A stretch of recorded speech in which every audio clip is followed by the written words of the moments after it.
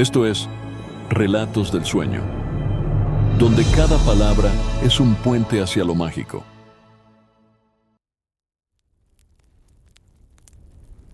Prepárate para sumergirte en un viaje onírico, donde cada palabra será un paso hacia otro tiempo.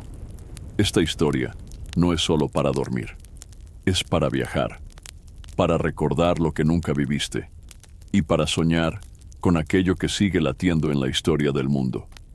Si estás aquí, es porque tu alma busca una pausa, una ventana al pasado donde puedas descansar, respirar y soñar.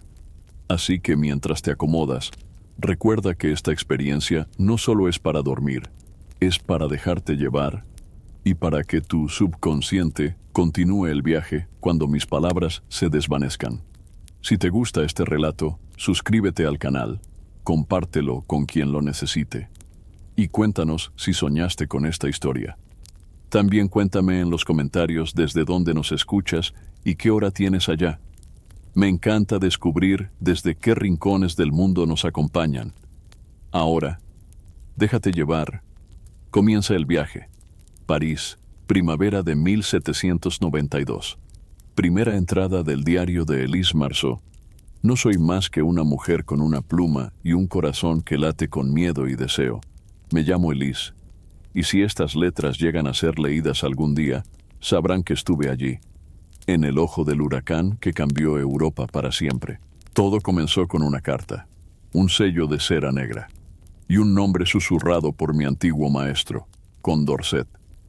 Tú sabes mirar sin ser vista, me dijo, y sabes escuchar más allá del estruendo. Lo miré sin comprender del todo, pero asentí. La encomienda era clara: ir a París, observar, escribir y no intervenir. Sería mis ojos, dijo él. Sería su oído en medio del caos.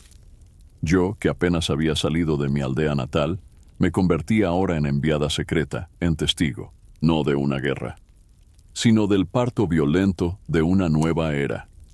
Partí al alba, con un cuaderno de hojas gruesas y tinta suficiente para 1000 noches. A mi alrededor, los caminos se tornaban polvorientos y tensos. Los árboles parecían inclinarse, como si también escucharan los rumores que viajaban de pueblo en pueblo. El rey está temblando. Los pobres han encontrado su voz. La guillotina se afila. Durante el trayecto, soñé con un París iluminado por antorchas, con gritos que se mezclaban con cantos, y con una figura que me observaba desde las sombras.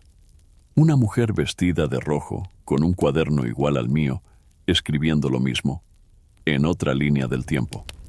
No sabía entonces que ese sueño volvería una y otra vez, ni que aquel encargo cambiaría no solo mi destino, sino el tejido mismo de quien soy. Mi nombre es Elise Marceau, y este es mi diario. El único lugar donde aún puedo hablar con libertad mientras el mundo arde a mi alrededor. Entrada del 12 de abril de 1792. París me recibió sin música, sin trompetas ni campanas, solo un cielo bajo, encapotado, que parecía haber olvidado el azul, y un olor, mezcla de humo, pan quemado y miedo fermentado. Cruzamos la barrière d'Enfer al amanecer. Los guardias revisaban los carruajes como si cada uno llevara dinamita en sus ruedas. Mi corazón latía como si lo hiciera por todos los que iban en ese coche conmigo. Un anciano dormido, una joven que sostenía un ramo de lilas marchitas y un niño que no apartaba la vista de mi cuaderno. Apenas bajé, sentí que los adoquines me hablaban. Pisadas antiguas, pasos nuevos, voces que no cesan ni de día ni de noche.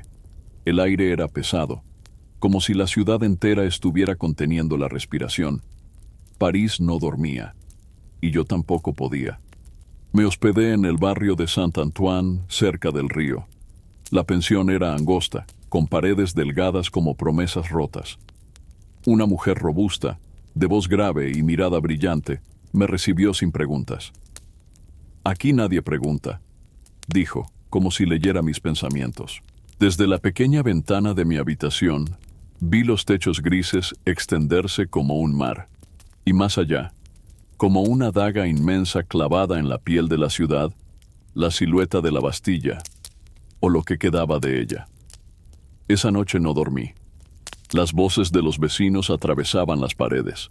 Discusiones políticas, cantos patrióticos, llantos de mujer, risas contenidas. Y entre todo, el sonido persistente de pasos, como si alguien caminara sin rumbo justo debajo de mi cama. Escribí durante horas, sin saber qué registrar exactamente. La sensación de estar en el centro del mundo, el temblor en mis manos al pensar que una palabra mal puesta podía costarme la vida, y sin embargo, sentí algo parecido al gozo, un estremecimiento suave, como el de quien sabe que ha llegado justo a tiempo, antes del estallido, para ver cómo se escribe la historia, o cómo se desgarra. Entrada del 13 de abril de 1792. Madame Roulier lleva el cabello recogido con horquillas de hueso. Sus manos son fuertes, como si pudieran estrujar el miedo. Pero es su voz la que más me inquieta. Grave, envolvente, como un tambor lejano antes de una tormenta. Si escribes, escribe sin nombres, me aconsejó esa noche mientras me servía una sopa espesa. ¿Por qué?, pregunté. Ella solo sonrió y dijo: los nombres mueren antes que las ideas. La pensión estaba casi vacía. Solo un huésped más, un relojero de Nantes que hablaba poco y se encerraba al anochecer. Pero las paredes, esas no callaban. Crujían, suspiraban, repetían palabras que no recordaba haber dicho. En mi habitación, los muebles eran austeros. Una cama estrecha con cobijas pesadas, una mesa inclinada y un espejo ovalado que distorsionaba los bordes. Escribí en el diario hasta que la tinta comenzó a correr como si llorara. Y entonces la escuché, una voz muy baja que salía de la rendija de la pared. ¿También tú estás despierta? No era Madame Roulier, era alguien más, una mujer. Su tono era suave, curioso, cercano. Me acerqué, el corazón latiéndome en la garganta. ¿Quién eres?, susurré. No hubo respuesta, solo el murmullo del viento y el crujido de pasos que no eran míos. Dormité un poco antes del amanecer, mientras la ciudad seguía murmurando nombres que no debía escribir. Y en sueños volví a verla, la mujer del vestido rojo, escribiendo en otro diario, en otra habitación idéntica a la mía, en una ciudad igual, pero distinta, como un reflejo de París bajo el agua. Cuando desperté, sobre mi cuaderno había una pluma distinta. No era la mía, ni de Madame Roulier. Era más antigua, de ave oscura y húmeda, como recién arrancada del viento. Entrada del 14 de abril de 1792. Hoy salí temprano. La ciudad ya estaba despierta, como si no hubiera dormido en semanas. Las campanas no sonaban por misa, sino por reunión. Las calles eran ríos de voces. Vi por primera vez a los sans-culottes marchando. Pañuelos rojos, camisas abiertas, botas gastadas. Caminaban con la fuerza de quien ha esperado siglos para ser visto. No gritaban aún, pero sus ojos hablaban por ellos. Pasé por la Rue du Faubourg y vi algo que no olvidaré. Una niña, no mayor que 10 años, dibujando una guillotina en la tierra con un palo. Su madre la observaba sin corregirla. Solo dijo: hazla bien, así se corta limpio. Cada paso era una historia. En cada esquina, un cartel nuevo, un panfleto clavado con furia, un retrato del rey con los ojos tachados, una consigna pintada con carbón sobre la piedra. Liberté ou rien. Vi un grupo de mujeres reunidas frente a una panadería cerrada. No protestaban, solo se miraban entre ellas, en silencio, como reconociéndose. Una de ellas llevaba un cuchillo en la cintura, como si fuera un pañuelo más. Otra sostenía una muñeca decapitada. Tomé nota de todo, y comencé a copiar palabras que no eran mías, fragmentos de discursos, frases robadas del viento, gritos que aún no se atrevían a salir de la garganta. En la tarde, cerca de la Place Royale, me crucé con un hombre de mirada ardiente que recitaba versos mientras quemaba un libro. No lo hacía con rabia, sino con una extraña dulzura. ¿Por qué lo quema?, pregunté. Porque solo así se recuerdan las palabras que duelen. Volví a la pensión con el cuaderno más pesado, y la sensación de que la ciudad no solo hablaba, sino que esperaba que alguien escuchara. Madame Roulier me observó al entrar. ¿Ya oíste suficiente por hoy?, preguntó. No supe qué responder, porque la verdad es que París aún seguía hablándome, aún en mis sueños. Entrada del 16 de abril de 1792. Anoche fui por primera vez al Club de los Jacobinos. Un pasillo oscuro detrás de la iglesia de Saint-Honoré me condujo a una puerta sin signo. Toqué 3 veces como me habían indicado. Una rendija se abrió. Una voz preguntó, ¿para hablar o para escuchar? Respondí, para recordar. Me dejaron pasar. El aire adentro era espeso, cargado de humedad, sudor e ideas suspendidas. El salón no era grande, pero cada rincón parecía inflamado de presencia. Hombres y mujeres por igual, con los ojos enrojecidos de vigilia, se sentaban en bancos de madera y apuntaban todo, como si el futuro dependiera de su letra. En el centro, un atril, y detrás, una figura que reconocí sin que nadie lo anunciara. Robespierre. No era alto, no era imponente, pero su voz parecía hablarle directamente a mi columna vertebral. No basta con derribar un trono, dijo. Hay que derribar la costumbre de arrodillarse. Sus palabras eran fuego lento.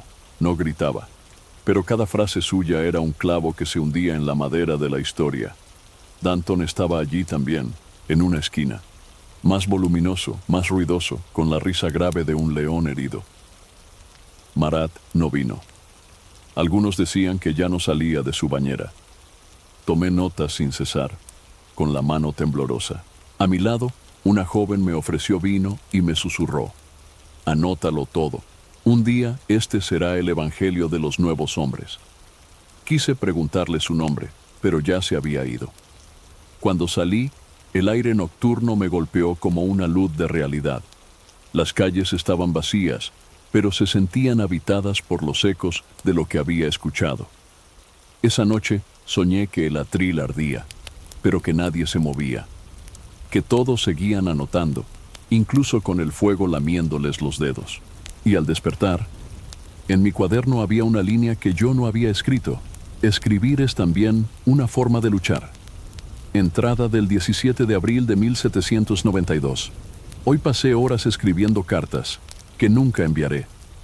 Una para mi hermana Claire, allá en la aldea, donde los cerezos siguen floreciendo sin saber que aquí los árboles sangran hojas. Otra para mi antiguo maestro, aunque sé que no debo. Y una más, para alguien que aún no conozco, pero que quizá algún día lea esto y entienda. Escribo como si fuera una forma de resistir, como si, al poner las palabras en papel, pudiera preservar lo que soy, mientras todo lo demás se desmorona. En el rincón más escondido de la pensión, encontré una caja vacía, cubierta de polvo, y allí he comenzado a guardar estas cartas que no tienen sello, ni dirección, ni certeza de lectura. Las llamo cartas al después. Madame Roulier me encontró con una en la mano. La leyó en silencio, sin pedírmelo, y luego con voz muy baja dijo, no te acostumbres a contarle cosas al papel. A veces el papel también traiciona. No supe qué responderle. Pero esa noche, al dejar la carta dentro de la caja, noté que había otra. Una hoja que no era mía. Vieja, escrita con tinta marrón, en una caligrafía temblorosa. Solo decía, si lees esto, es porque también escuchas lo que París calla. No estás sola. Nosotras escribimos desde dentro del humo. Nosotras. ¿Quiénes? No había firma, ni fecha. Pero al tocar el papel, sentí un leve calor, como si aún estuviera siendo escrita.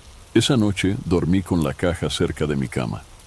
Y soñé con cartas que volaban como aves nocturnas por sobre los tejados de París, buscando manos que aún supieran leer en medio de tanto ruido. Entrada del 20 de abril de 1792. Hoy llovió sobre París como si el cielo también quisiera purificarse. Las gotas arrastraban el polvo de los adoquines, pero no podían limpiar la tensión que se colaba por cada rendija de la ciudad. Fui al Palais Royal. Dijeron que hablaría Danton. Y donde Danton habla, la tierra tiembla. Era como un toro humano, la boca ancha, los ojos encendidos, la voz como un martillo golpeando los corazones de la multitud. La revolución no se negocia, rugía. Se defiende con sangre, con uñas, con el grito de los que ya no están. La multitud respondía como una sola garganta, una ola, una tormenta, un eco multiplicado. Vi a una mujer llorar mientras lo escuchaba. No por tristeza, sino por fuerza. Como si sus lágrimas fueran su manera de decir, sí, yo también estoy dispuesta.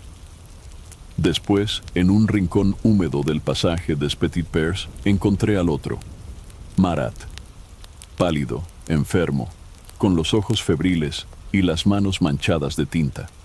Estaba sentado sobre un cajón, rodeado de papeles. Me acerqué con respeto, como quien se acerca a un fuego al que no quiere avivar. ¿También tú escribes?, preguntó sin mirarme. Sí, respondí, casi en un susurro. Entonces escribe esto, dijo mientras garabateaba en su cuaderno con furia. No basta con señalar a los traidores. Hay que desear su desaparición. No supe si era una orden o una advertencia. Sus palabras eran cuchillos, afilados, implacables, necesarios quizás, pero no podía ignorar que, detrás de su rabia, había un dolor antiguo, una herida que nunca había cerrado. Al regresar a la pensión, escribí lo que vi, lo que escuché y lo que temí, porque el fuego de Danton calienta, pero el de Marat quema. Y yo, que solo vine a observar, empiezo a sentir que llevo carbón en los bolsillos y ceniza en los dedos. Entrada del 21 de abril de 1792.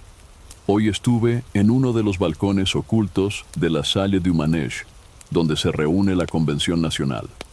Conseguí entrar gracias a un pase sellado que me entregó un impresor de la Rue de l'Arbre Sec. No me preguntes cómo lo obtuvo. En París, los documentos aparecen como las confesiones, cuando uno sabe escuchar. Desde arriba, observé el enjambre. No eran hombres comunes. Eran tempestades envueltas en tela de lana. Cada uno con su propia fiebre, su propio fuego, su propio enemigo interior. Los debates no eran discursos, eran combates verbales. Las palabras eran espadas, y cada réplica podía cortar más hondo que una bayoneta. Vi a Vergniaud, con su retórica de oro, hablar como si estuviera componiendo una ópera, y a Saint-Just, tan joven y tan frío, con los ojos de alguien que ya ha decidido a quién no salvar. Me estremecí cuando un hombre gritó desde el centro: la libertad se defiende mejor con cuchillos que con frases bonitas. El silencio que siguió fue más ensordecedor que el grito mismo. Tomé nota de todo, hasta de lo que no se decía, porque las sombras en la convención también se mueven. Vi miradas cruzadas, guiños que no eran de afecto, papeles pasándose bajo las mesas, y un hombre, cerca del muro, que parecía no pestañear nunca. Miraba hacia donde yo estaba, sin moverse, sin anotar nada, como si supiera que yo no era parte de ellos. Salí antes de que terminara. La tensión me comprimía el pecho, y mientras caminaba de regreso, sentí que alguien me seguía. Pasos suaves, que se detenían cuando yo me detenía. No me atreví a mirar. Esa noche, debajo de mi puerta, encontré un papel, sin firma, sin tinta, solo una marca, la silueta de un ojo dibujado a presión, como si lo hubieran quemado en el papel. Desde entonces no puedo dormir sin encender una vela, y escribo, como quien deja migas de pan para no perder el camino entre las sombras. Entrada del 23 de abril de 1792. Hoy no fui a buscar discursos, fui a buscar rostros. El mercado de Les Halles se extendía como un laberinto húmedo y palpitante. Entre los puestos de frutas, pescado y tela, se respiraba algo más que hambre. Vi mujeres vendiendo con los labios apretados, como si cada moneda fuera una palabra que no podían decir. Vi hombres que no compraban nada, solo observaban. Como yo, me detuve ante un puesto de peras. Tomé una entre mis manos y sentí su piel rugosa, su cuerpo imperfecto. Una mujer del otro lado me miraba. Tenía el cabello recogido bajo una cofia, las manos curtidas y los ojos como dos espejos antiguos. No me ofreció fruta, no me saludó, solo me miró, como si me conociera. ¿Eres de los que anotan?, preguntó, sin rodeos. No respondí. Ella asintió, como si eso ya fuera suficiente. Yo también anotaba, antes, en otro tiempo. Guardó silencio y luego agregó: ahora ya no escribo, ahora lo que sé, lo dejo caer en las cestas. Me entregó una pera envuelta en una hoja vieja y me indicó con un gesto que me fuera. Cuando regresé a la pensión y desenvolví la fruta, vi que la hoja no era papel común. Era un fragmento de un panfleto prohibido, uno que había desaparecido semanas atrás. El lamento de las invisibles. No decía mucho, solo un verso. No escribimos por gloria, escribimos para que el olvido no gane. Comí la pera lentamente, como si esa fuera mi forma de honrarla, y comprendí que en esta ciudad los secretos no solo están en los pasillos del poder, también en los cestos, en las manos callosas y en los ojos que saben mirar sin parpadear. Entrada del 25 de abril de 1792. No fui por curiosidad, ni por morbo.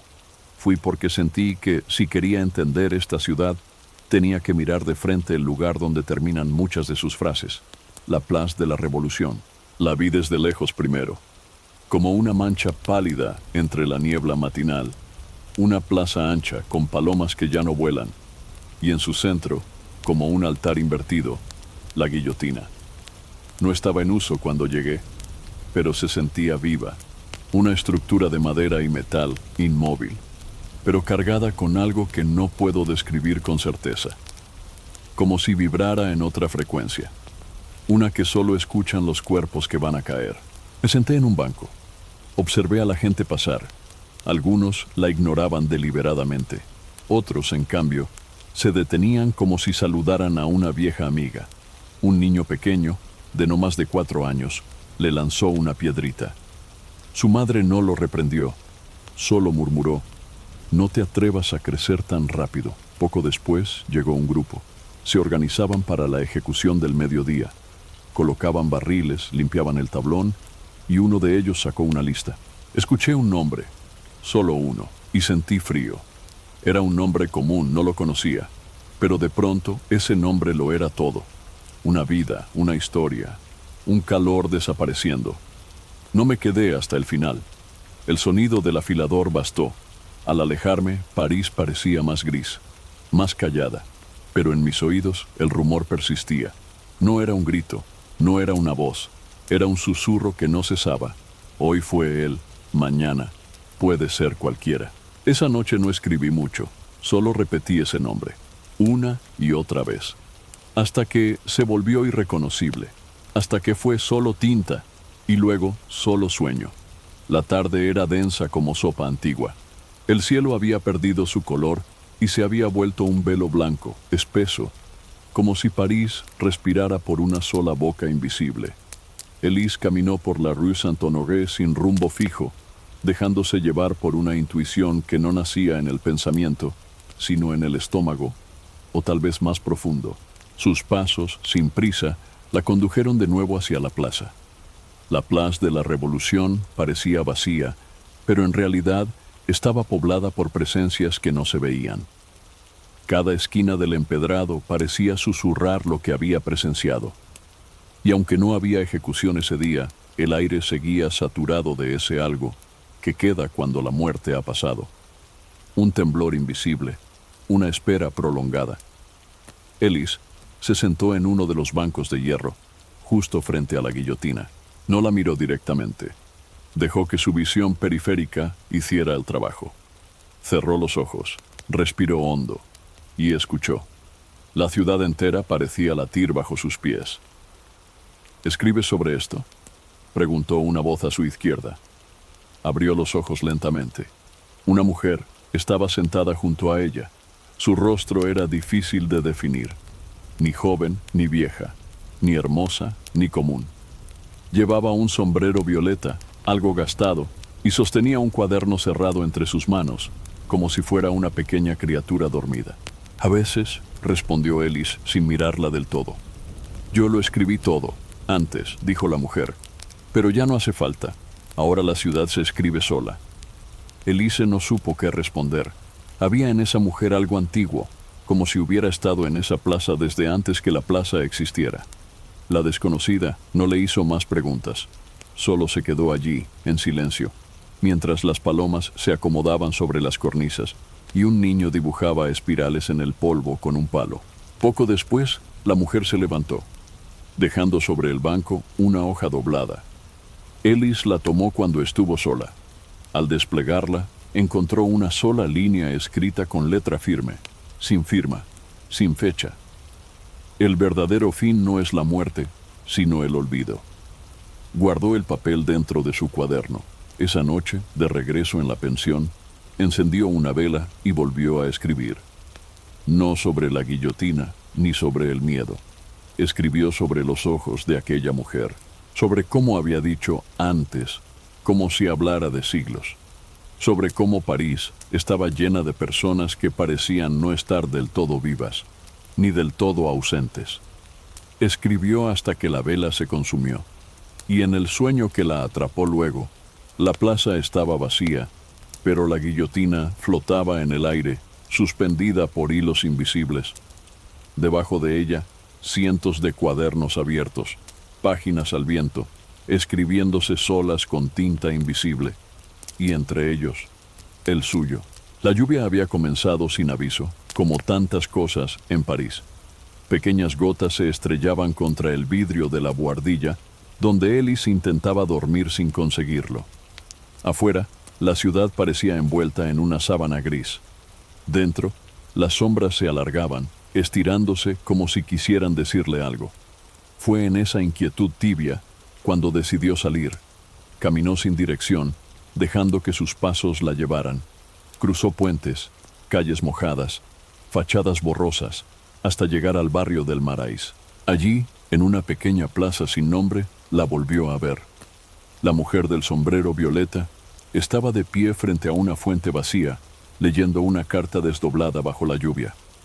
El papel no se mojaba, o al menos no parecía importarle. Elise dudó un instante, pero luego se acercó. Algo dentro de ella, una certeza suave, la empujaba.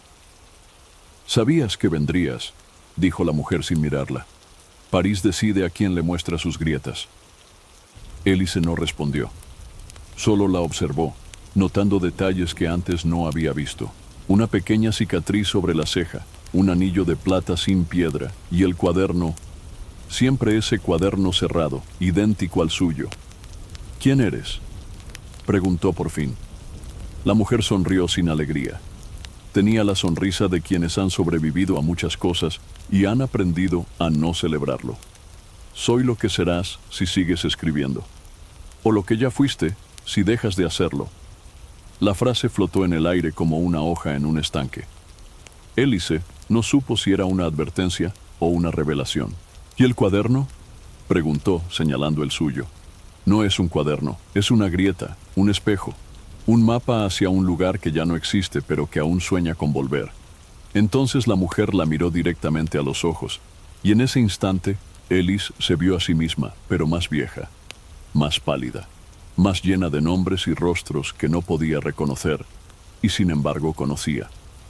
«¿Nos volveremos a ver?», preguntó, sintiendo cómo la lluvia se desvanecía, aunque no había cesado. «Cada vez que dudes, estaré al borde de tu pluma», respondió la mujer. «Y cuando dejes de escribir, yo desapareceré». Ellis parpadeó, y la mujer ya no estaba. Solo quedaba la fuente vacía, y sobre el borde de piedra, algo que no estaba antes, una pluma violeta, seca, perfectamente equilibrada, mirando al cielo. Ellis la tomó con manos temblorosas, y supo que esa noche, al escribir, algo nuevo comenzaría. Fue la pluma. Esa pluma violeta, aún sin tinta pero vibrante, la que condujo a Ellis a la casa. No había dirección escrita, ni mapa, pero cada noche, al cerrar los ojos, veía un umbral, una puerta de madera negra, con una aldaba en forma de luna, y al despertar, sabía exactamente hacia dónde caminar. Era una calle que no aparecía en los planos. Una hendidura entre dos edificios, apenas visible. Y al fondo, esa puerta, sin ruido, sin viento, sin transeúntes. Elis tocó 3 veces, como la primera vez en el club jacobino, pero esta vez no hubo voz, solo un suspiro, como si la casa misma la reconociera. Dentro, el aire era espeso, cargado de cera derretida y hierbas antiguas, velas encendidas sin llama, y espejos, docenas, quizás cientos, enmarcando cada pared, cada escalera, cada resquicio. Pero no reflejaban su imagen, reflejaban momentos. En uno se vio niña, escribiendo su primer carta bajo la mesa. En otro, vio el rostro de su madre antes de enfermar. Y más allá, escenas que no recordaba haber vivido, pero que la conocían. Una voz suave emergió de algún lugar entre los cristales. Cada historia deja su reflejo. Cada palabra que escribes abre un camino. Élice giró, buscando el origen, pero no vio a nadie. Solo los espejos devolviendo versiones múltiples de sí misma. ¿Qué es este lugar?, preguntó, sin saber si hablaba en voz alta o dentro de su mente. Es donde se guardan los diarios que no se terminan, las memorias que nadie lee, pero que siguen escribiéndose solas. Una figura surgió entonces de entre las sombras. Era alta, vestida con un manto de tela gris que parecía hecha de páginas. Su rostro era borroso, pero familiar. Tu historia también está aquí, pero aún no ha decidido si termina en tinta o en silencio. Elis sintió un escalofrío, no de miedo, sino de reconocimiento. Extendió su mano, la figura le entregó un espejo de bolsillo, pequeño, ovalado, y al abrirlo, no vio su rostro. Vio el de la mujer del sombrero violeta, escribiendo, con la pluma que ahora era suya. Elis cerró el espejo, y cuando levantó la vista, la casa estaba vacía. Los espejos, apagados. La puerta, entreabierta hacia la noche de París. No sabía cuánto tiempo había estado dentro, pero al regresar, el cielo estaba lleno de estrellas. Y en el borde de su cuaderno, una palabra nueva, escrita en tinta violeta. Recuerda. Los relojes parecían detenerse. Las campanas de la ciudad sonaban con una cadencia más pesada, como si les costara anunciar lo que estaba por suceder. Elis despertó antes del alba, con una presión en el pecho que no venía de un sueño. Sabía lo que ocurriría ese día. Todo París lo sabía. Los muros, los mercados, los gatos callejeros. Todos hablaban del mismo acontecimiento, el juicio del rey. Se dirigió hacia la salle de la Convention, no para entrar, sino para oír, para estar cerca, para sentir el temblor que provocan los momentos que alteran el curso de todo. La multitud ya se agolpaba afuera, apiñada bajo un cielo sin luz. Algunos en silencio, otros murmurando, pero todos con los ojos clavados en un edificio donde no podían ver nada. Solo esperar.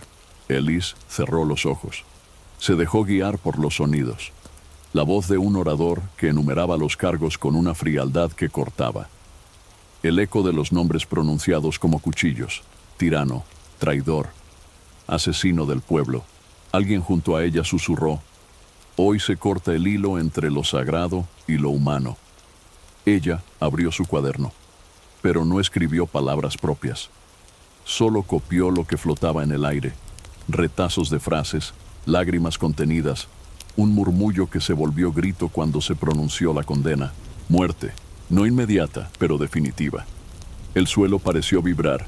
La ciudad exhaló, no alivio, sino una especie de vértigo. Elis miró al cielo, y por un instante juró ver un ave enorme cruzar entre las nubes, negra, solitaria, girando sobre la ciudad, como si estuviera tomando nota de todo.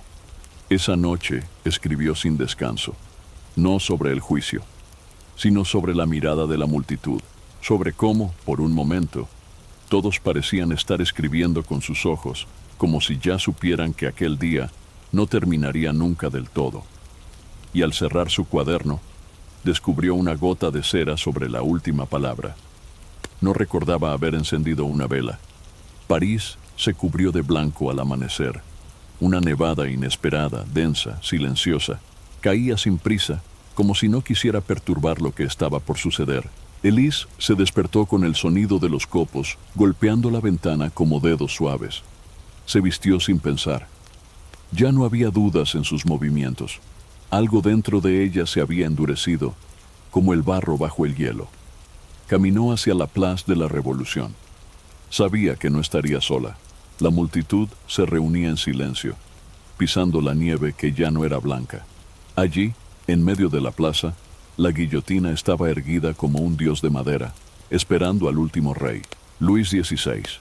Había perdido su trono, su autoridad, su nombre, y ahora perdería su cabeza.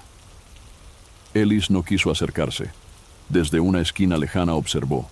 Vio el carruaje detenido, la figura del hombre que había sido símbolo de una era, bajando sin dignidad pero sin resistencia. El aire se cortaba en silencio.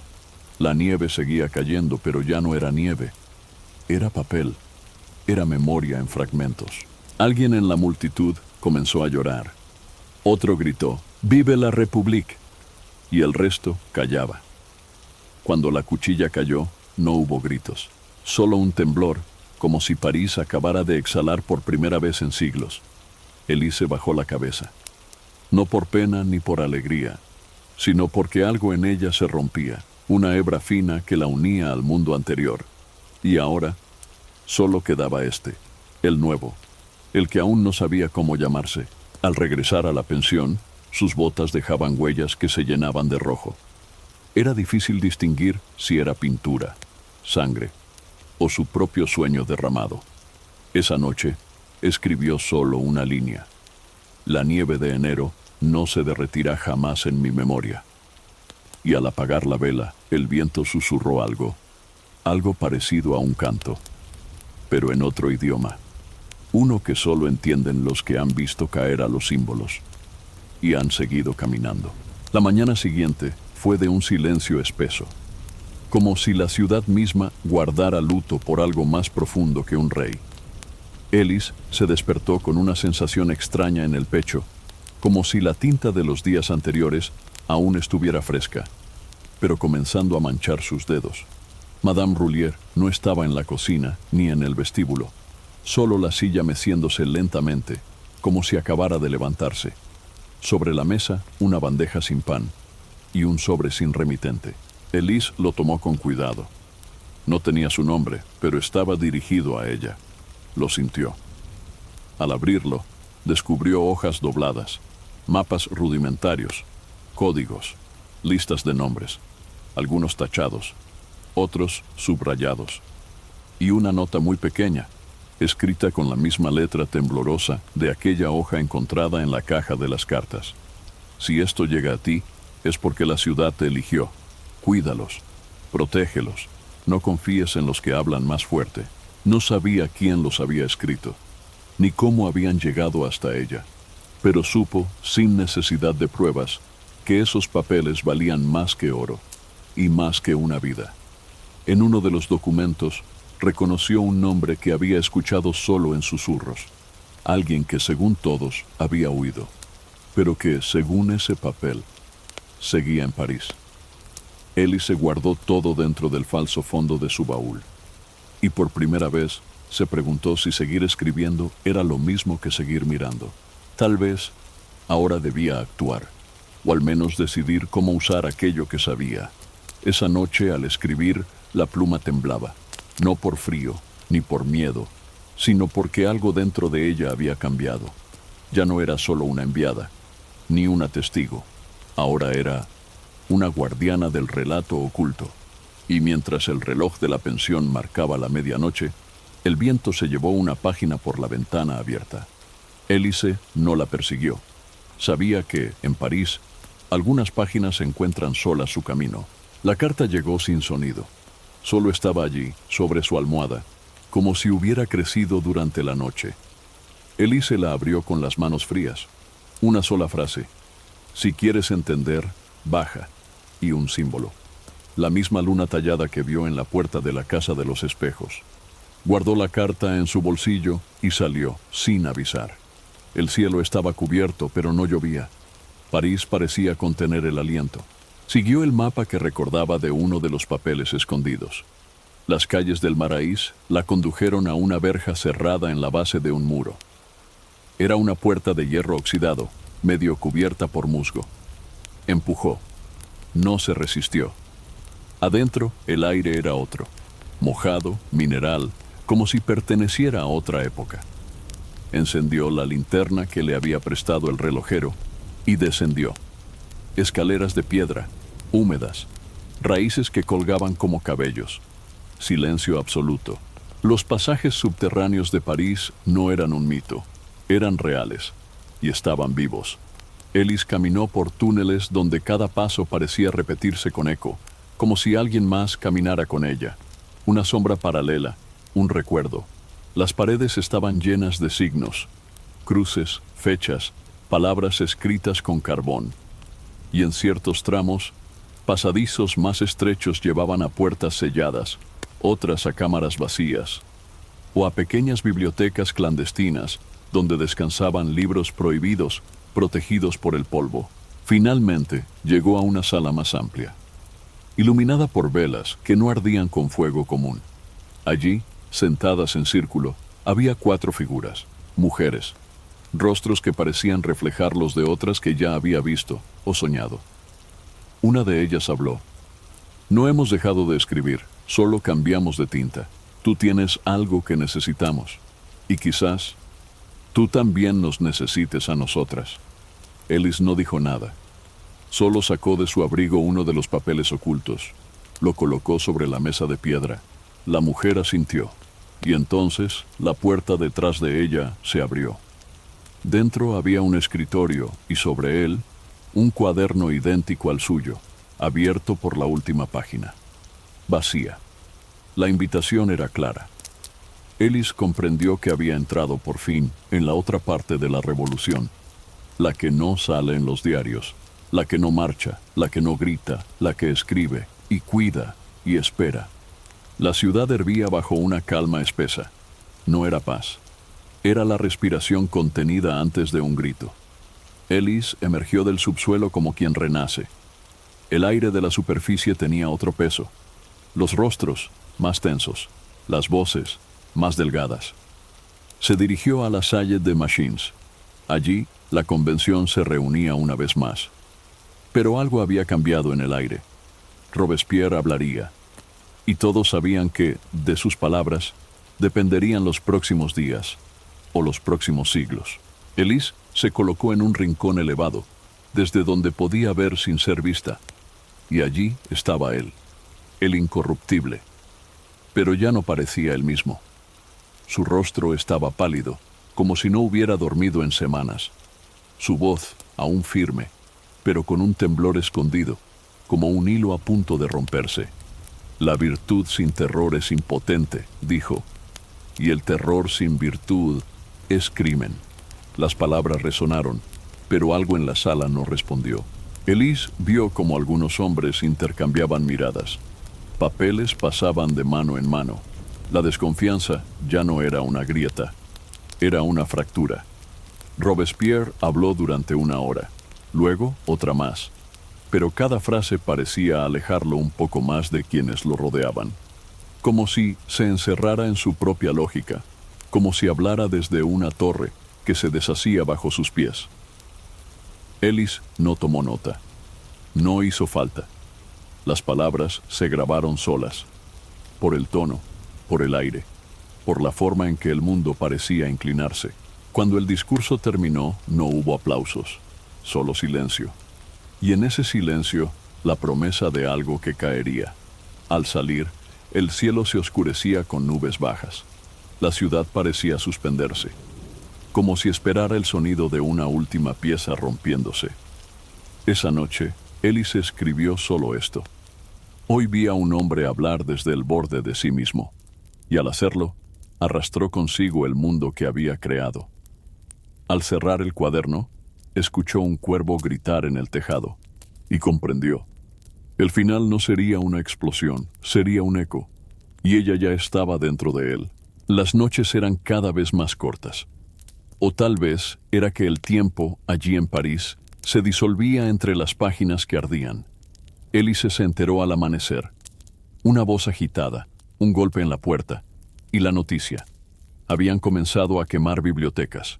No por orden oficial, no con ceremonia, sino como acto espontáneo, de miedo, de venganza, de olvido.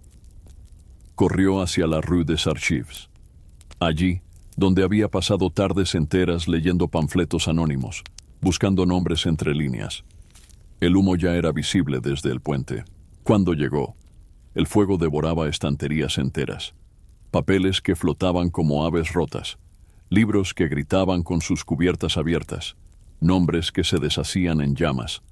Élise no lloró, no gritó, solo avanzó entre las chispas y comenzó a recoger lo que aún no ardía. Pequeños fragmentos, un poema sin autor, una carta nunca enviada, un cuaderno con solo una palabra escrita. Testimonio. Alguien la tomó del brazo. Era una mujer que reconoció de la casa de los espejos. No podrás salvarlo todo, dijo. Pero si salvas una sola historia, eso basta. Élise asintió y guardó lo que pudo dentro de su abrigo. Luego retrocedió. Vio cómo la llama lamía el umbral, cómo el humo dibujaba rostros conocidos, cómo todo lo escrito, todo lo vivido, se volvía polvo. La ciudad aún duerme o finge dormir. Desde mi ventana, el amanecer se cuela despacio, pintando de oro las tejas sucias, las chimeneas cansadas, las cicatrices del invierno. He pasado la noche escribiendo, no por ansiedad, sino por necesidad. Como si estas palabras fueran las últimas brazadas antes de flotar. París ya no ruge. Ahora respira. Y yo también. Anoche escuché por última vez a la mujer del sombrero violeta. No la vi, solo sentí su voz dentro del sueño, como un recuerdo que ya no necesita rostro. El relato no termina contigo, susurró. Tú solo eres la grieta por donde la historia vuelve a mirar. Y comprendí en ese instante que este cuaderno nunca fue solo mío, que cada página escrita fue compartida, que mi voz fue, en realidad, muchas voces. Hoy no hay ejecuciones, ni discursos, ni fuego, solo esta luz lenta, este silencio que no duele, y esta certeza. He sido testigo, he sido portadora, he sido llama, y ahora puedo apagarme suavemente, con la paz de quien ha dicho lo que debía ser dicho. Guardo el cuaderno, lo dejo bajo el suelo de madera, justo donde cruje al tercer paso. Allí lo encontrará quien deba continuar. No sé si saldré de París, no sé si veré otro invierno, pero sí sé que, desde hoy, el mundo es otro. Y yo, también. Fuera, las campanas suenan, pero no por guerra, ni por juicio. Suenan como si celebraran que alguien, en silencio, ha terminado de escribir y ha comenzado a soñar. Yo soy Élise Marceau, y este ha sido mi diario. Ahora cierro los ojos y dejo que el amanecer me lleve.